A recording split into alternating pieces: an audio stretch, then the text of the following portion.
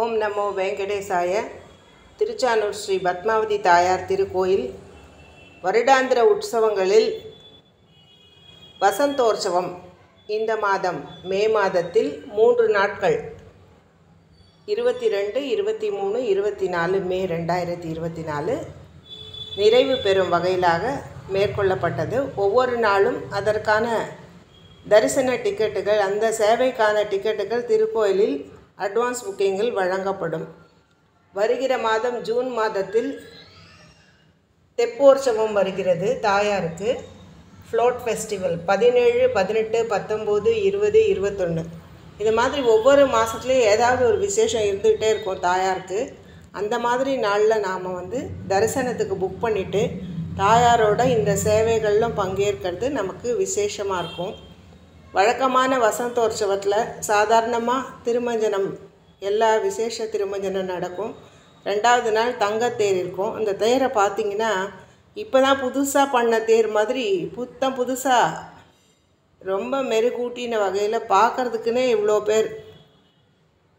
ரதம் ஓடும்போது இருக்கிறது ஆயிரக்கணக்கில் இருந்தால் கூட அந்த தங்க ரதத்தை தொட்டு தரிசனம் பார்க்குற ஒரு வாய்ப்பு முதல் நாள் சாயங்காலமே தராங்க. எல்லோரும் போய் தொடலாம், பக்கத்தில் போய் நின்று இந்த ரதத்தை சேவிக்க முடியும்.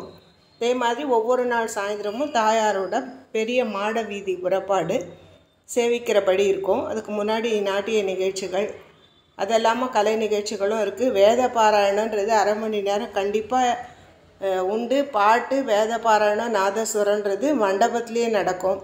இதெல்லாம் அரிய வாய்ப்பு. இதுக்காக நாம் நேரம் செலவழித்து ஒரு தரிசனத்துக்கு போனாலும் ஒரு நாள் எக்ஸ்ட்ரா எடுத்துன்னு இந்த சேவைகளை சேவிக்கணும்.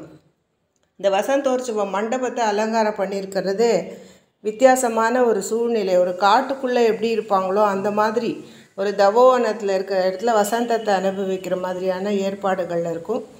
அப்படி நாம் இந்த தாயாரை சேவிக்கிற வாய்ப்பை நாம் ஏற்படுத்திக்கணும். நிச்சயமாக ஒவ்வொருத்தரும் திருமலையில் 2 நாளாக கூட்டம், 2 விதமான தரிசனம். பெய்டு தரிசனத்துலலாம் வழக்கம் போல் 3 மணி நேரத்தில் தரிசனம் ஆகிடுது. ஆனால் ஃப்ரீ தரிசனம் வர க்யூ லைன்ஸு 20 மணி நேரம்.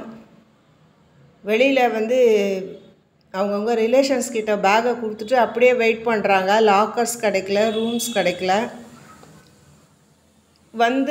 இந்த இடத்துல தங்கிறதுக்கான ஷெல்டர்ஸ் போட்டு வச்சுருக்காங்க நைட்டு ஸ்டேக்கு. கோவில் வாசலுக்கு முன்னாடியே, மெயின் கோபுரத்துக்கு முன்னாடி இந்த வசதிகளை ஏற்படுத்தியிருக்காங்க. அதனால் சனிக்கிழமை, ஞாயிற்றுக்கிழமை கண்டினியூஸாக வர ஹாலிடேஸை தவிர்த்துட்டு வார நாளில் போனால் பெருமாளோட சேவையும் ஆகும். நமக்கு ஒரு பெரிய மனநிறைவு வரும்.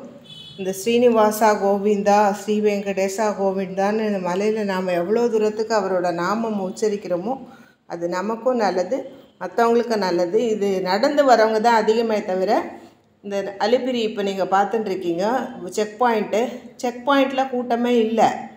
அதை பார்த்தாக்கா மலையில் கூட்டம் இல்லாதபடி தெரியும். ஆனால் நடந்து போகிற வழிப்பாதையில் ஏகப்பட்ட கூட்டங்கள். அது பாட்டுக்கு தொடர்ந்து ஆயிரக்கணக்கில் ஏறிட்டுருக்காங்க. எல்லாருக்காகவும் ஒரு பிரார்த்தனை.